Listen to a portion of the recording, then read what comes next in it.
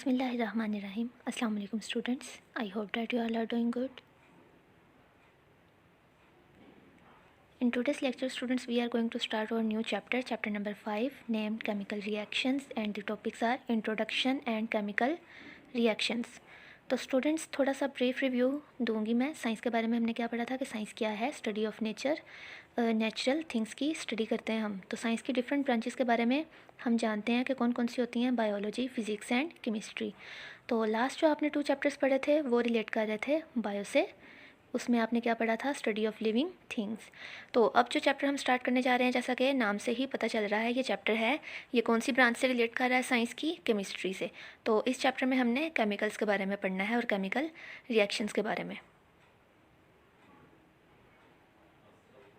Next students, first of all अगर हमने chemical reactions के बारे में पढ़ना है तो हमें मैटर के बारे में पता होना चाहिए। मैटर जो है आपने जूनियर क्लासेस में पढ़ा होगा कि मैटर क्या है। कोई भी चीज़ जो वज़न रखती है और जगह घेरती है उसको हम क्या कहते हैं, मैटर। तो इस तरह से हमारे आसपास जितने भी मटेरियल मौजूद हैं वो क्या है, सारा मैटर। अब मैटर जो है उसका बेसिक यूनिट क्या होता है, वो है एक एटम। जैसे कि हमारी बॉडी जो है वो सेल से मिलकर बनी होती है, वैसे ही मैटर का छोटे से छोटा यूनिट जिससे मैटर मिलकर बना होता है वो क्या होता है, एटम। तो मैटर जो है वो डिफरेंट टाइप्स का होता है। मैटर की डिफरेंट टाइप्स देखें, एलिमेंट्स, कंपाउंड्स एंड मिक्सचर्स। तो एलिमेंट्स और कंपाउंड्स जो हैं वो इस चैप्टर में ज़्यादा डिस्कस होंगे। मिक्सचर्स जो हैं उसके बारे में आप सीनियर क्लासेस में जाकर दोबारा मैटर के बारे में डिटेल में पढ़ेंगे। तो हम देखते हैं स्टूडेंट्स पहले एलिमेंट्स के बारे में। जैसा कि आपको डायग्राम में, पिक्चर में नज़र आ रहा है कि एलिमेंट्स क्या हैं, उसके एटम्स जो हैं वो बिल्कुल सेम हैं। यानी उस चीज़ को हम, उस मैटर को हम एलिमेंट कह सकते हैं जिसके एटम्स जो हैं वो बिल्कुल सेम टाइप के होंगे, सेम काइंड के होंगे। नीचे आपको कंपाउंड दिखाया गया है। कंपाउंड में देखें आपको डिफरेंट टाइप के एटम्स दिखाए हुए हैं, रेड भी और ब्लू में भी। तो कंपाउंड्स जो होते हैं वो मैटर की वो टाइप है जिसे हम कंपाउंड कहते हैं। उसमें एटम्स जो हैं वो डिफरेंट टाइप्स के आपस में कंबाइन हुए हुए होते हैं। फॉर एग्जाम्पल एलिमेंट हम किसे कहेंगे, एलिमेंट की एग्जाम्पल में हम ऑक्सीजन का एलिमेंट कंसिडर कर सकते हैं या हाइड्रोजन का एलिमेंट कंसिडर कर सकते हैं। लेकिन कंपाउंड्स की अगर हम एग्जांपल लें तो हाइड्रोजन और ऑक्सीजन जब आपस में कंबाइन होते हैं तो वो दोनों एटम्स क्योंकि डिफरेंट आपस में कंबाइन हो रहे हैं और एक प्रोडक्ट बना रहे हैं, तो प्रोडक्ट जो बनेगी यानी कि वाटर, उससे हम क्या कहेंगे, कंपाउंड। तो हाइड्रोजन और ऑक्सीजन एलिमेंट्स हो गए और उन दोनों ने, उनके डिफरेंट एटम्स ने आपस में कंबाइन होकर जो कंपाउंड बनाया वाटर, उसे हमने क्या कहा, कंपाउंड। तो स्टूडेंट्स स्टेट्स की बात करेंगे, मैटर कौन कौन सी स्टेट में एग्जिस्ट करता है। तो राइट साइड पे आपको एक एग्जांपल के तौर पर वाटर दिखाया गया है। वाटर जो है पहले सॉलिड फॉर्म में एग्जिस्ट कर रहा है यानी कि आइस की फॉर्म में, देन उसको हीट किया गया है तो उसने अपनी स्टेट चेंज कर लिया यानी वो लिक्विड में कन्वर्ट हो गया है। देन उसको मज़ीद हीट प्रोवाइड की गई है तो वो किस चीज़ में कन्वर्ट हो गया है, गैस में। लेकिन आप लोगों ने ये बात याद रखनी है कि तीनों स्टेट्स में वाटर की केमिस्ट्री जो है यानी उसकी केमिकल कंपोजिशन चेंज नहीं हुई, यानी उसके जो एटम्स हैं हाइड्रोजन और ऑक्सीजन वो केमिकली सेम रहे हैं, सिर्फ उसकी फिजिकल स्टेट चेंज हुई है। फिजिकल स्टेट का मतलब होता है जो आप लोग ऑब्जर्व करते हैं, यानी आपको पहले वाटर जो है वो आइस फॉर्म में, सॉलिड फॉर्म में दिख रहा था, देन वो लिक्विड में कन्वर्ट हो गया और देन वो गैस में। तो ये उसकी स्टेट्स थी, फिजिकल स्टेट्स और केमिकल स्टेट्स। तो केमिकल स्टेट्स जो हैं वाटर की चेंज नहीं हुई, यानी कि उसका केमिकल कंपोजिशन जिस केमिकल से मिलकर यानी जिस एटम से मिलकर वो बना है वो चेंज नहीं हुई, सिर्फ उसकी फिजिकल स्टेट चेंज हुई है। तो ये सारी बेसिक्स थी स्टूडेंट्स। ये चैप्टर स्टार्ट होने से पहले आपको ये सारी बेसिक्स जो हैं वो पता होना ज़रूरी थी। नेक्स्ट स्टूडेंट्स इंट्रोडक्शन देखेंगे इस चैप्टर का। तो स्टूडेंट्स एलिमेंट्स और कंपाउंड्स के बारे में जैसा कि पहले भी मैंने आपको बताया लास्ट स्लाइड में कि ये किसकी एग्जांपल्स हैं, मैटर की प्योर फॉर्म की एग्जांपल्स हैं। तो कौन कौन सी सब्सटेंसेस के बारे में हमने पढ़ा है, हाइड्रोजन एंड ऑक्सीजन, और ये दोनों क्या होंगे, ये एलिमेंट्स होंगे, जबकि वाटर और कार्बन डाइऑक्साइड ये दोनों क्या होंगे, कंपाउंड। तो वाटर जो है आप लोगों ने ये बात याद रखनी है कि फार्मूला से रिप्रेजेंट किया गया है वाटर को, हाइड्रोजन को, ऑक्सीजन को और कार्बन डाइऑक्साइड को। तो स्टूडेंट्स आप लोगों को नेम के साथ साथ इनके फार्मूलाज भी याद होने चाहिए। तो हमने डेली ऑब्जर्वेशन में ये ऑब्जर्व किया है कि वाटर जो है वो आइस में चेंज होता है और देन अगर वाटर को मज़ीद हीटअप किया जाए तो वो स्ट्रीम में कन्वर्ट हो जाता है। जैसे कि मैंने पहले भी आपको बताया है कि उसकी केमिकल कंपोजिशन जो है चेंज नहीं होती, यानी उसके अंदर, अगर उसकी केमिकल कंपोजिशन का मतलब क्या है, उसके अंदर हाइड्रोजन और एटम्स जो हैं वो कंबाइंड फॉर्म में मौजूद हैं, तो वो चाहे उसकी फॉर्म जो है आइस से स्ट्रीम में चेंज हो चाहे वाटर में चेंज हो, वो कंपोजिशन उनकी चेंज नहीं होगी। तो इस तरह से उनकी केमिकल प्रॉपर्टीज़ भी जो हैं वो भी चेंज नहीं होंगी। सिर्फ उसकी कौन सी टाइप में, कौन सी फॉर्म में चेंज आएगा, फिजिकल फॉर्म में, यानी जो हम ऑब्जर्व कर रहे हैं कि पहले वो सॉलिड थी, देन लिक्विड में कन्वर्ट हुई और देन इवेपोरेट होकर वेपर्स में कन्वर्ट हो गया वाटर। तो ये उसकी सारी थी फिजिकल चेंजेस। तो स्टूडेंट्स फर्दर बात करें एसिडिफाइड वाटर की, तो एसिडिफाइड वाटर का मतलब क्या होता है कि उस वाटर के अंदर एसिड की क्वांटिटी ऐड है। वो एसिड की क्वांटिटी हम क्यों ऐड करते हैं? वाटर जो है उसके अंदर आइंस मौजूद होते हैं। आइंस आप लोगों ने एक बात याद रखनी है कि हाइड्रोजन और ऑक्सीजन के एटम्स की हमने बात किया कि वो आपस में कंबाइन होकर वाटर कंपाउंड बना रहे हैं, लेकिन ये जो होते हैं ये लिक्विड फॉर्म में आइंस की फॉर्म में मौजूद होते हैं। तो आइंस जो हैं वो वाटर जो है वीक कंडक्टर है इलेक्ट्रिसिटी का, लेकिन उसके अंदर जब एसिड जो है वो डिज़ोल्व करवाया जाता है तो एसिड के भी अपने एटम्स होते हैं, तो वो पानी के अंदर डिज़ोल्व होकर आइंस की क्वांटिटी में इजाफा कर देते हैं। तो जैसे आइंस की क्वांटिटी ज़्यादा होगी तो इलेक्ट्रिसिटी जो है उसको पास होने में भी आसानी होगी। तो जैसे ही उस वाटर में से जो एसिडिफाइड वाटर है उसमें से इलेक्ट्रिसिटी पास की जाएगी तो वो क्या करेगा, स्प्लिट करेगा, चेंज हो जाएगा हाइड्रोजन एंड ऑक्सीजन एटम्स में। अब हाइड्रोजन और ऑक्सीजन जैसे कि हमें पता है दोनों डिफरेंट सब्सटेंसेस हैं और उनकी केमिकल कंपोजिशन भी क्या है, डिफरेंट है, और उनकी केमिकल प्रॉपर्टीज़ भी क्या हैं, डिफरेंट है। तो स्टूडेंट्स ये केमिकल रिएक्शन पे बेस करता है कि केमिकल प्रॉपर्टीज़ और फिजिकल प्रॉपर्टीज़ किस तरह से चेंज होती हैं। इस तरह से जो चेंज प्रोड्यूस हुआ है, जैसे कि न्यू सब्सटेंसेस जो हैं हमारे पास बने हैं डिफरेंट केमिकल कंपोजिशन और प्रॉपर्टीज़ के साथ, तो इस चेंज को हम क्या कहेंगे, केमिकल चेंज। और ये केमिकल चेंज जो है किस वजह से प्रोड्यूस हुआ है, केमिकल रिएक्शन की वजह से। अब इस चैप्टर में हमने फर्दर केमिकल रिएक्शंस और उनकी डिफरेंट टाइप्स के बारे में मज़ीद पढ़ना है। नेक्स्ट टॉपिक है स्टूडेंट्स केमिकल रिएक्शंस। हम अपनी डेली लाइफ में केमिकल रिएक्शंस के बारे में देखते हैं, डिफरेंट केमिकल रिएक्शंस जो हैं वो ऑब्जर्व करते हैं। तो केमिकल रिएक्शन में क्या होता है, हमने पढ़ा था कि सब्सटेंसेस जो हैं उनकी अपनी एक कंपोजिशन होती है, यानी उनके अपने एटम्स होते हैं। तो डिफरेंट सब्सटेंसेस जो हैं यानी उनके अपने अपने जो एटम्स हैं, दैन जब वो कंबाइन होते हैं न्यू सब्सटेंस बनाने के लिए तो उनके एटम्स जो हैं उनको रीअरेंज होना पड़ता है एक न्यू सब्सटेंस बनवाने के लिए। तो for example burning of coal and natural gas in air are well known examples of chemical reactions. तो ये दो एग्जाम्पल्स हैं, इन दोनों को हमने सेपरेट सेपरेट स्टडी करना है। तो first of all burning of coal देखेंगे। कोल किसे कहते हैं, कोयला को। तो कोयला को जब एयर की फॉर्म में उसको बर्न करवाया जाता है एयर की प्रेजेंस में, तो एयर के अंदर जो ऑक्सीजन मौजूद होती है वो इसके कार्बन के साथ रिएक्ट करती है। कोयला का फार्मूला क्या है, यानी कि वो पूरे का पूरा किस चीज़ से मिलकर बना हुआ है, कार्बन से। तो कार्बन के साथ जब एयर में मौजूद ऑक्सीजन जो है वो रिएक्ट करती है तो रिजल्टेंट न्यू सब्सटेंस क्या बनता है, कार्बन डाइऑक्साइड। और कार्बन डाइऑक्साइड क्या है, एक कलरलेस गैस है। तो केमिकल कंपोजिशन और केमिकल प्रॉपर्टीज़ जो हैं वो बिल्कुल डिफरेंट होंगी कार्बन और ऑक्सीजन से। ये जो न्यू सब्सटेंस बना है कार्बन डाइऑक्साइड इसकी, तो रीअरेंजमेंट जो है एटम्स की वो आपको फर्दर केमिकल रिएक्शन में दिखाई जाएगी।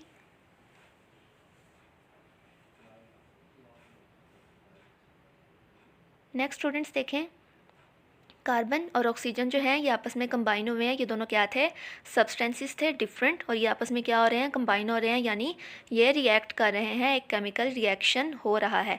और इन दोनों को हम रिएक्टेंट्स कहते हैं, क्योंकि ये दोनों आपस में रिएक्ट करके एक नया सब्सटेंस बनाएंगे।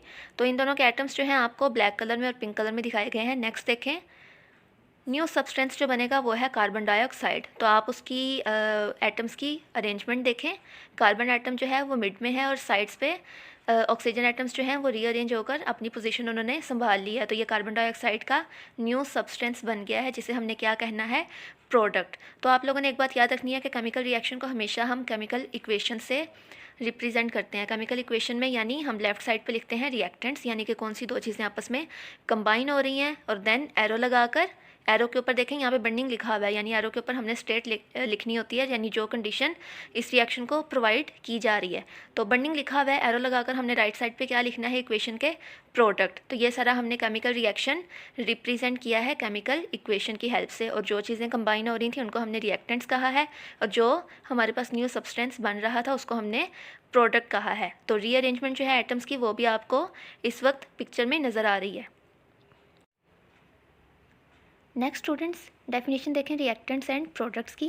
समझा मैं आपको चुकी हूँ कि रिएक्टेंट्स और प्रोडक्ट्स क्या होते हैं। तो डेफिनेशन प्रॉपर जो है आपने मार्क कर लेनी है और अच्छे से लर्न करना है इन दोनों डेफिनेशंस को। तो substances which take part in a chemical reaction are called reactants and those which are formed as a result of the reaction are called products. तो आपने दोस्त को कट करके लिख लेना है ऊपर, the substances which are formed as a result of the reaction are called products. तो ये दोनों डेफिनेशंस हैं रिएक्टेंट्स की और प्रोडक्ट्स की। और एग्जांपल जो है हमने केमिकल रिएक्शन की वो देखी है पहले, कॉल की यानी कोयला की, और नेक्स्ट हमने देखनी है एग्जांपल जो है मीथेन की। तो मीथेन गैस को जब एयर की प्रेजेंस में बर्न किया जाता है तो कौन कौन सी चीज़ें बनती हैं, कौन से न्यू सब्सटेंसेस बनते हैं, कार्बन डाइऑक्साइड एंड वाटर। तो क्या होता है, रीअरेंजमेंट होती है एटम्स की, यानी कि मीथेन का फॉर्मूला क्या है CH4, और एयर में से क्या आ रही है, ऑक्सीजन आ रही है। तो मीथेन क्या है, एक नेचुरल गैस है, तो जब वो एयर में रिएक्ट करती है तो क्या करती है, कार्बन एटम्स जो हैं मीथेन के वो किसके साथ अटैच हो जाते हैं, टू ऑक्सीजन के साथ, और क्या बना देते हैं, carbon dioxide. Carbon means C and di means 2, oxide mean oxygen, तो क्या बना, कार्बन डाइऑक्साइड। तो ऑक्सीजन एटम्स जो हैं, हाइड्रोजन एटम्स जो हैं वो किसके साथ अटैच करते हैं, ऑक्सीजन के साथ। 2 हाइड्रोजन एटम्स जो हैं वो ऑक्सीजन के साथ अटैच करके क्या बनाएंगे, वाटर वेपर्स। तो क्या फॉर्मूला होगा वाटर का, H2O। नेक्स्ट स्टूडेंट्स इक्वेशन देखें। CH4 यानी कि मीथेन गैस जो कि एक नेचुरल गैस है, वो किसके साथ कंबाइन कर रही है, ऑक्सीजन के साथ, यानी एयर में हमने क्या करवाया है, बर्न करवाया है उसे। तो 2 सब्सटेंसेस बने हैं, कार्बन डाइऑक्साइड एंड वाटर, और ये दोनों क्या हैं, प्रोडक्ट्स। तो मीथेन गैस के कार्बन जो एटम्स थे उन्होंने किसके साथ कंबाइन किया है, 2 ऑक्सीजन के साथ, जैसा कि राइट साइड पे आपको ब्लैक कलर में कार्बन एंड 2 ऑक्सीजन एटम्स जो हैं कार्बन डाइऑक्साइड के फार्मूला में आपको अरेंजमेंट उनकी दिखाई गई है। और नेक्स्ट वाटर में क्या होता है कि मीथेन गैस के जो हाइड्रोजन एटम्स हैं वो ऑक्सीजन के साथ कंबाइन करेंगे, 2 हाइड्रोजन एटम्स जो हैं एक एक ऑक्सीजन एटम के साथ कंबाइन करके वाटर बनाएंगे, और वाटर के साथ 2 लगा हुआ है, 2H2O, तो इसका मतलब वाटर के 2 मॉलिक्यूल्स बनेंगे। तो ये थी केमिकल इक्वेशन। 2 एग्जांपल्स पढ़ी हैं हमने केमिकल रिएक्शन की अभी तक, एक कोल की बर्निंग और दूसरी मीथेन गैस की बर्निंग।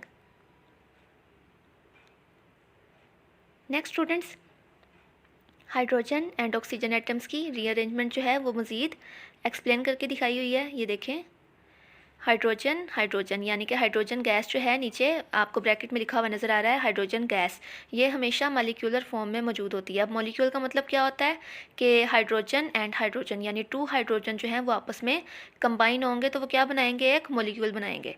तो इस तरह से हमेशा ये कंबाइंड फॉर्म में मौजूद होते हैं। तो 2 हाइड्रोजन मॉलिक्यूल्स हैं, इसका मतलब दो हाइड्रोजन के मॉलिक्यूल्स हैं जिनमें फर्दर 2 हाइड्रोजन एटम्स जो हैं वो कंबाइंड फॉर्म में मौजूद हैं। देन ऑक्सीजन एटम क्या है, ऑक्सीजन जो है वो भी एक गैस है, वो भी मॉलिक्यूलर फॉर्म में मौजूद होती है। मॉलिक्यूलर फॉर्म सेम जैसा कि मैंने पहले बताया कि ऑक्सीजन के 2 एटम्स जो हैं वो आपस में कंबाइन होंगे, तो जैसे एक से ज़्यादा एटम्स जो हैं वो आपस में कंबाइन होते हैं तो वो एक मॉलिक्यूलर फॉर्म बनाते हैं। तो ये दोनों जो हैं वो रिएक्ट कर रहे हैं, रिएक्टेंट्स में हैं। तो इनकी अरेंजमेंट देखें जी स्टूडेंट्स। तो प्रोडक्ट बनवाने के लिए इनकी अरेंजमेंट देखें, एक एक ऑक्सीजन एटम जो है वो 2 हाइड्रोजन एटम्स के साथ कंबाइन होकर उसने एक हाइड्रोजन मॉलिक्यूल बनाया है, और देन जो सेकंड ऑक्सीजन एटम था उसने बाकी के 2 हाइड्रोजन एटम्स के साथ कंबाइन होकर सेकंड मॉलिक्यूल बनाया है वाटर का। तो टोटल कितने मॉलिक्यूल्स हो गए वाटर के, 2। तो रिएक्टेंट्स और प्रोडक्ट्स जो हैं वो आपको दिखाई गई हैं। ये केमिकल रिएक्शंस को केमिकल रिएक्शन को एक्सप्लेन करके दिखाया गया है कि एटम्स की अरेंजमेंट जो है वो इक्वेशन में न्यू सब्सटेंस बनाने के लिए कैसे होती है। नेक्स्ट स्टूडेंट्स एप्लीकेशंस देखेंगे हम केमिकल रिएक्शंस की। हमने केमिकल रिएक्शंस की बेसिक्स पढ़ी, हमने रिएक्टेंट्स के बारे में पढ़ा, प्रोडक्ट के बारे में पढ़ा। अब हमने ये देखना है कि केमिकल रिएक्शंस की जिनकी हम बार बार बात कर रहे हैं वो हमारी डेली लाइफ में कहाँ कहाँ एग्जिस्ट करते हैं। तो कुछ एग्जांपल्स देखेंगे हम। तो कौन कौन सी एग्जांपल्स जो हैं वो मेंशन है आपकी बुक में केमिकल रिएक्शंस की, जो कि डेली लाइफ में जो हैं ऑब्जर्व होते हैं, हमारे इन्वायरमेंट में टेक प्लेस हो रहे होते हैं। वो हैं बर्निंग, रेस्पिरेशन एंड फोटोसिंथेसिस। तो फर्स्ट ऑफ ऑल बर्निंग की बात करेंगे, जैसे कि फ्यूल यानी कि नेचुरल गैस और पेट्रोल जो है, जब उसको किसी व्हीकल के इंजन में उसकी बर्निंग करवाई जाती है तो वो उस व्हीकल को मूव करवाने के लिए हेल्प आउट करता है। क्या होता है, जैसे ही उस फ्यूल की बर्निंग होती है तो जो गैसेस उसकी बर्निंग के प्रोसेस के रिजल्ट में प्रोड्यूस होती हैं वो क्या करवाती हैं, उस इंजन के अंदर पिस्टन्स जो मौजूद होते हैं जिन्होंने मैकेनिकली मूव करके इंजन की वर्किंग करवानी होती है, वो पिस्टन्स जो हैं वो मूव होते हैं और देन वो व्हीकल जो है वो उसको रनिंग मिलती है, वो व्हीकल जो है वो मूव करती है। नेक्स्ट हम हीटिंग की बात करें, हमारे किचन्स में क्या होता है, हम फ्यूल को बर्न करते हैं अपनी फ़ूड को कुक करने के लिए। उसके अलावा अगर नेचुरल गैस जो है वो ना मौजूद हो तो क्या होता है, लकड़ियों को बर्न करके उनको भी फ़ूड कुक करवाने के लिए यूज़ किया जाता है। जब नेचुरल जिन एरियाज़ में नेचुरल गैस जो है वो उसकी सहूलत मौजूद नहीं होती, वहाँ पे फ्यूल के तौर पर क्या यूज़ होती हैं बर्निंग के प्रोसेस में, लकड़ियाँ। तो इस तरह से हम बर्निंग के प्रोसेस को भी अपनी डेली लाइफ में यूज़ कर रहे हैं। उसके अलावा बर्निंग, फ्यूल की बर्निंग जो है वो डिफरेंट इंडस्ट्रीज़ में यूज़ होती है वाटर को स्टीम में कन्वर्ट करने के लिए। और वाटर जब स्टीम में कन्वर्ट होता है तो स्टीम के प्रेशर को देन डिफरेंट मशीनरीज़ को रन करवाने के लिए यूज़ करवाया जाता है इंडस्ट्रीज़ में। नेक्स्ट स्टूडेंट्स, हम नेक्स्ट एग्जांपल देखेंगे फोटोसिंथेसिस की। फोटोसिंथेसिस जो है वो एक प्रोसेस है जो कि प्लांट्स की बॉडी में हो रहा होता है। ये आप लोगों ने जूनियर क्लासेस में पहले भी पढ़ा होगा। तो क्या होता है फोटोसिंथेसिस के प्रोसेस में, कार्बन डाइऑक्साइड एंड वाटर आपस में रिएक्ट करते हैं और क्या प्रोड्यूस करवाते हैं, ग्लूकोज। और ग्लूकोज क्या है, वो फूड है जिसको प्लांट्स जो हैं वो यूज़ करते हैं अपनी ग्रोथ के लिए। और साथ ही साथ ग्लूकोज के साथ एक एक्स्ट्रा प्रोडक्ट जो है वो बनती है जिसे हम ऑक्सीजन कहते हैं। तो क्या होता है इस केमिकल रिएक्शन में, कौन कौन सी चीज़ें फर्दर इन्वॉल्व कर रही होती हैं, वो है सनलाइट एंड ग्रीन पिगमेंट, जिसे कि हम क्लोरोफिल कहते हैं, जो कि सारे ग्रीन प्लांट्स में मौजूद होता है। उनका ग्रीन कलर जो है क्लोरोफिल की वजह से ही होता है। तो ये सारी चीज़ें जो हैं वो इन्वॉल्व हो रही होती हैं इस केमिकल रिएक्शन को यानी फोटोसिंथेसिस को कंप्लीट करवाने के लिए। तो नेक्स्ट हम रिएक्शन देखेंगे। अब हमें पता है कि केमिकल रिएक्शन में क्या होते हैं, रिएक्टेंट्स होते हैं पहले लेफ़्ट साइड पे। तो लेफ़्ट साइड में फर्स्ट रिएक्टेंट कौन सा है, कार्बन डाइऑक्साइड यानी कि CO2। साथ उसके क्या कंबाइन हो रहा है, दूसरा रिएक्टेंट कौन सा है, वाटर यानी कि H2O। और किसकी फॉर्म में, कौन सी कंडीशंस जो हैं वो साथ इन्वॉल्व हो रही हैं, सनलाइट एंड क्लोरोफिल। तो फर्स्ट प्रोडक्ट क्या बनी है हमारे पास, ग्लूकोज यानी C6H12 एंड O6। यह फार्मूला है ग्लूकोज का। और साथ ही साथ क्या बना है हमारे पास, ऑक्सीजन O2। तो स्टूडेंट्स ये जो आपको CO2 H2O और उसके अलावा प्रोडक्ट वाली साइड पे भी ऑक्सीजन के साथ ये जो 6 डिजिट जो हैं वो नज़र आ रहे हैं, ये है इक्वेशन की बैलेंसिंग, जिसको हम फर्दर इस चैप्टर में रीड करेंगे। तो अभी आपने सिर्फ रिएक्टेंट्स और प्रोडक्ट्स और उनके फार्मूलाज और उनकी कंडीशंस के बारे में देखना है। नेक्स्ट स्टूडेंट्स, नेक्स्ट एग्जांपल है रेस्पिरेशन की। तो रेस्पिरेशन में क्या होता है, जो ऑक्सीजन जो है वो रिएक्ट करती है फूड के साथ यानी ग्लूकोज के साथ, क्या प्रोड्यूस करवाने के लिए, carbon dioxide and water in the cells of living organisms. यानी कि जैसा भी हमने देखा फोटोसिंथेसिस का प्रोसेस पढ़ा है, तो रेस्पिरेशन जो है ये प्रोसेस जो है बिल्कुल फोटोसिंथेसिस के ऑपोजिट परफॉर्म होता है। यानी कि ऑक्सीजन और ग्लूकोज जो है वो आपस में कंबाइन होते हैं और वापस क्या बना देते हैं, कार्बन डाइऑक्साइड एंड वाटर। लेकिन इस प्रोसेस का एक बेनिफिट क्या है, इस प्रोसेस में क्योंकि ग्लूकोज जो है, फूड जो है वो ब्रेक डाउन हो रही है। तो आपको पता है फूड की ब्रेक डाउन कब होती है, क्यों होती है, हमारी बॉडी को एनर्जी प्रोवाइड करने के लिए। तो इस तरह से जो एनर्जी प्रोड्यूस होती है वो लिविंग ऑर्गेनिजम्स की बॉडी में डिफरेंट फंक्शंस को परफॉर्म करवाने के लिए यूज़ होती है। तो रिएक्शन देखें स्टूडेंट्स, ग्लूकोज है C6H12O6। नेक्स्ट साथ ऑक्सीजन के साथ कंबाइन हो रहा है। देखें ग्लूकोज के साथ ब्रैकेट में सॉलिड लिखा हुआ है यानी उसकी स्टेट बताई गई है, और ऑक्सीजन के साथ ब्रैकेट में गैस लिखा हुआ है। तो जहाँ जहाँ भी ये ब्रैकेट में आपको लिखा हुआ नज़र आएगा तो आप लोगों ने ये समझ लेना है कि ये उस सब्सटेंस की आपको फॉर्म बताई गई है। तो नेक्स्ट ये दोनों रिएक्टेंट्स थे, कंबाइन होकर इन्होंने फर्स्ट प्रोडक्ट क्या बनाई है, कार्बन डाइऑक्साइड। एंड नेक्स्ट क्या प्रोडक्ट्स हैं, वाटर एंड एनर्जी। और यही एनर्जी यूटिलाइज होगी देन बॉडी के डिफरेंट फंक्शंस को परफॉर्म करवाने के लिए। तो स्टूडेंट्स ये 3 एग्जांपल्स थी। फर्स्ट हमने बर्निंग देखी, नेक्स्ट हमने फोटोसिंथेसिस एंड नेक्स्ट रेस्पिरेशन। तो ये डिफरेंट एप्लीकेशंस थी केमिकल रिएक्शंस की। फर्दर एप्लीकेशंस देखें स्टूडेंट्स हम केमिकल रिएक्शंस की, यानी बेकरी में बेकिंग प्रोडक्ट्स को बेक करवाने के लिए। तो क्या करते हैं हम मिल्क को योगर्ट में कन्वर्ट करवाते हैं। देन डिफरेंट और भी बेकरी प्रोडक्ट्स यानी यीस्ट को यूज़ करते हुए हम जो खमीर लगाने का प्रोसेस होता है उसमें हम माइक्रो ऑर्गेनिजम्स को यानी यीस्ट को यूज़ कर रहे होते हैं बेकिंग करवाने के लिए। तो बहुत सारी प्रोडक्ट्स जो हैं बेकरी की वो बनाई जाती हैं केमिकल रिएक्शंस को कंप्लीट करवाते हुए। और इन रिएक्शंस को हम क्या कहते हैं, फर्मेंटेशन रिएक्शंस। फर्मेंटेशन का मतलब होता है खमीर लगाने वाले सारे रिएक्शंस। तो ये सारी एप्लीकेशंस थी केमिकल रिएक्शंस की।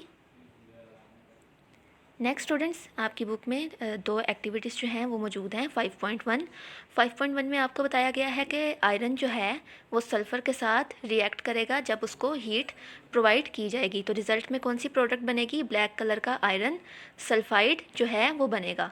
तो देखें इक्वेशन में लेफ़्ट साइड पे आयरन प्लस सल्फ़र यानी कि S आयरन को डिनोट किया गया है Fe से, और सल्फ़र को डिनोट किया गया है S यानी सल्फ़र से। आयरन जो है उसका एक और केमिकल नेम है जिसे फेरिक कहते हैं या फेरस कहते हैं, तो इस वजह से उसको डिनोट किया गया है Fe से। और सल्फ़र जो है उसको याद रखना इजी है, उसको डिनोट किया गया है S से।